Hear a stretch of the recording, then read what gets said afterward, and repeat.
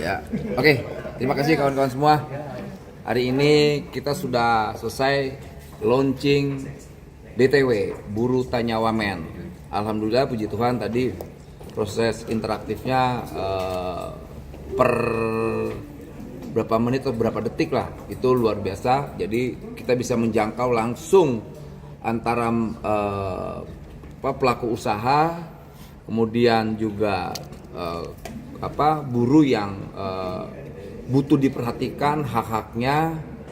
Tadi luar biasa ya proses interaksi. Lantas karena fokus kita fokus pada persoalan penahanan ijazah, lantas kemudian selain penahanan ijazah, soal penebusan ijazah ketika kawan-kawan hak ijazahnya untuk diambil harus ada tebusan. Varian harganya dari 2 juta, 5 juta, 10 juta sampai 35 juta. Kita ketahui bahwa mereka ketika mencari kerja prinsipnya kan mencari duit, bukan malah ngeluarin duit. Nah, ini logika yang terbalik yang dilakukan oleh para pelaku usaha, dan kami menganggapnya itu bentuk pemerasan. Menahan ijazah juga bentuk kejahatan. Itu ada pasal KUHP-nya. Jadi ini peringatan keras untuk para pelaku usaha yang masih melakukan praktek-praktek penahanan ijazah. Karena kita akan kenakan pasal penggelapan. 37 berapa, Pak? 372, 374. Penipuan. 372, 374. 368 pemerasan. 368. Nah, yang pemerasannya itu ketika pelaku usaha meminta tebusan. Kita akan pidanakan pelaku usahanya dan perusahaannya dengan pasal pemerasan. Itu. Jadi ini sekali lagi bentuk kehadiran negara dengan sikap kita yang seperti ini hari ini hadir. Jadi besok kemungkinan besar kita akan langsung mengeluarkan namanya surat edaran. Untuk awalnya surat edaran. Nanti besok Pak Menteri yang menyampaikan langsung. Jadi kita gercep semua nih. Surat edaran untuk penahanan ijazah. Iya. Iya. Nanti besok aja kita lihat itu langsung disampaikan Pak Menteri Tenaga Kerja, Pak Prof. Yasserli. Pak, untuk sanksinya tuh apa sih Pak sebenarnya untuk penahanan ijazah sendiri? Pertama kita segel tempat usahanya. Kedua kita akan menindak bentuk penahanan. Itu biar di polisi. Polisi yang bisa melakukan itu kan penegak hukum. Dan ketiga kita akan geledah. Jadi ini bentuk sikap negara ya. Tapi sekali lagi saya tegaskan bahwa kita bukan sedang menghalangi bisnis mereka. Bukan. Kami hanya ingin membina mereka agar praktek-praktek yang puluhan tahun ini terjadi untuk dihentikan. Itu berlaku dimanapun perusahaan. Ternyata ada juga dari BUMN melakukan praktek penahanan ijazah, ada juga swasta, ada siapapun. Ini baru tahap awal dan kita akan membuat regulasinya. Ada berapa kasus sih Pak dari yang sejauh ini Bapak temukan, kira-kira berapa? Hampir se-Republik ini. Kira-kira sampai bisa angkanya di atas ya ribuan perusahaan. Ribuan praktek ini dilakukan oleh ribuan. Dan alhamdulillah kemarin di Surabaya sudah ada ratusan perusahaan atau pelaku usaha yang langsung mengembalikan ijazahnya. Di Riau juga, di Medan, Kalimantan dan sebagainya. Artinya praktek-praktek ini sudah sedikit mereka takut ya, karena memang sikap kita tegas soal ini. Pertama, kita bukan sedang meminta saham ke perusahaan. Kedua, kita tidak minta jatah duit dan tidak meminta kompensasi apapun. Hanya yang kita minta soal ijazah ini, pulangkan ijazah itu dan jangan pernah meminta sesen pun duit ke mereka yang meminta ijazah dikembalikan. Itu. Kalau misalnya cuma SE bukannya lemah ya Pak ya secara... Ya, untuk sementara SE, kemudian akan kita naikin lagi tingkatnya, bisa permen atau apalah gitu loh.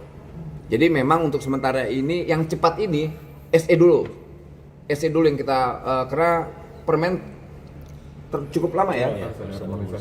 Nah, itu harus ada proses harmonisasi dan sebagainya.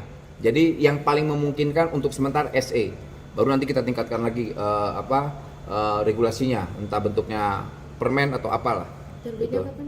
Kenapa? Kapan terbitnya? SE-nya besok. Oh, besok. Besok. Nanti saya nyampaikan langsung Pak Menteri saya. Itu. Pak, kemudian tadi sempat disinggung soal BUMN yang juga menahan ijazah itu, kalau boleh tahu BUMN apa aja ya Pak? Tadi itu ada berapa BUMN? Satu. Itu Baru BUMN. ada 2 yang saya dapat. SBI kan di bawah. Ada banyak, sebetulnya banyak BUMN ya. Kalau lebih dari 1 berarti banyak kan? Saya nggak mau menyebutkan dulu BUMN-nya karena kita akan validasi dulu. Gitu. Tapi ketika itu terjadi, misalnya tingkat cabang, kita segel cabangnya.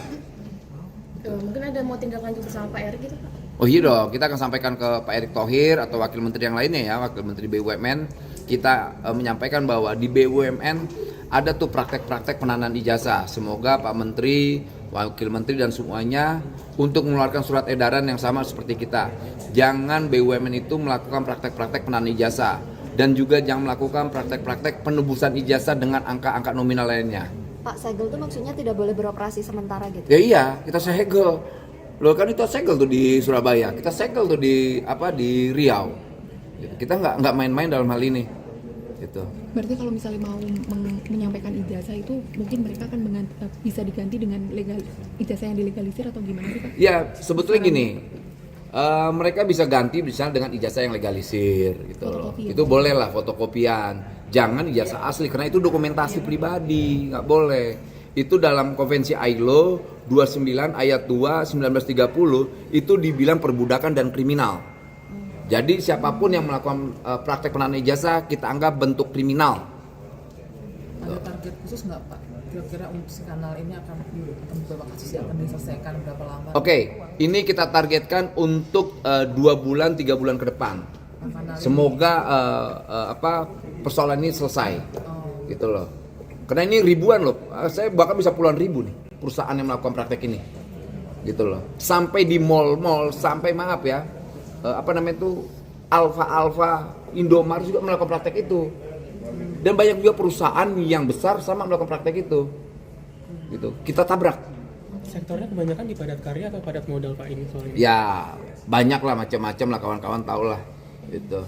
Sama ini kan udah puluhan tahun ya Pak? Iya. Itu di jenis perusahaan yang kayak gimana sih Pak yang sering melakukan ini? Hampir semua jenis Perdagangan? perusahaan. Oh iya? Loh, semua jenis perusahaan. Bukan yang tadi kamu sampaikan semua.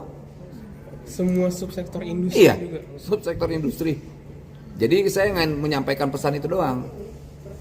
Pelaku usaha, industri dan pengusaha jangan lagi melakukan praktek ilegal ini. Karena kita akan melakukan upaya hukum. Pertama, kita akan pidanakan soal penggelapan. Kedua, kita akan pidanakan soal pemerasan jika mereka minta tebusan. Gitu. Terima kasih. Kalau secara anekdotal Pak, ini dari 100% tenaga kerja yang ada, kira-kira berapa persen sih Pak menurut Bapak yang ijazah ini ditahan? Gimana? Belum nyambung nih otak gue. Secara anekdotal, berapa persen tenaga kerja yang ijazahnya ditahan kalau dari... Ini kamu nanyanya kalau Jumlahnya? angkatan kerja ada 100 juta gitu maksudnya Iya, berapa persen gitu? Iya. Ya saya nggak tahu. Pokoknya yang terjadi ya berapa angka pekerja kita. Kita bisa kalkulasi tuh dengan angka-angka. Tapi saya tidak mau dengan angka-angka bicaranya. Yang hari ini faktanya pelaku usaha melakukan praktek itu. Banyak pelaku usaha melakukan praktek itu. Itu. Selama ini kenapa berani ya Pak? Apa? Kan ini kan sudah lama. Terus anggota-anggota yang di lapangan itu seperti apa sih Pak?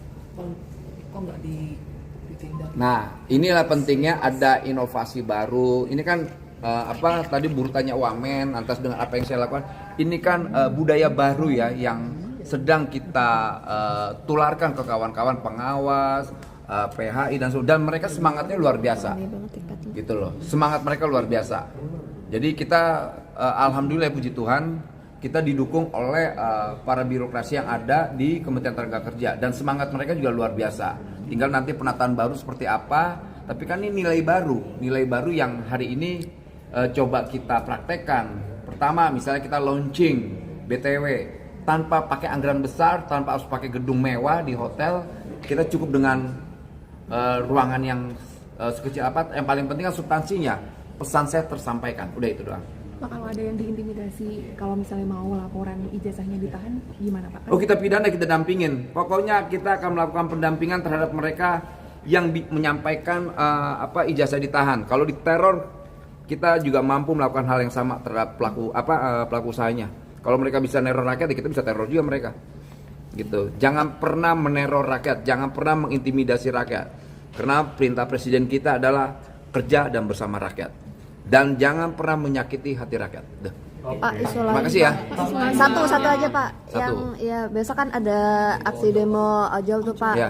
Tuntutannya kan minta penurunan tarif. Nah itu gimana Pak? Perjuangannya secara substansi kita mendukung. Pak, tapi itu dari Kemenaker ada rencana mau mempercepat penerbitan regulasi itu nggak sih Pak? Soalnya mereka juga minta biar dipercepat gitu Pak regulasi. Itu kan regulasinya kalau nggak salah mereka terkait Kemenhub, Iya, bukan betul. Kemenaker. Tapi kan Yang perlindungannya Iya, Pak, yang perlindungannya. kan Perlindungannya ya kita akan perjuangkan itu. Kan sikap kita jelas dari awal. Sikap kita akan memperjuangkan nasib mereka. Salah satunya yang sudah kita lakukan adalah soal BHR. Gitu. Kemudian pelaksanaan implementasinya mereka berbohong dan rakus, yaitu soal mereka. Kita yang jelas negara pasti hadir. Kemarin PHK di industri non padat karya terkait media gitu. Di media Pak, di media Pak semakin banyak PHK Pak di mana? nanti aja lagi ya. Yang lagi tutup itu dampaknya ke PHK gimana Pak? BTW dulu ya.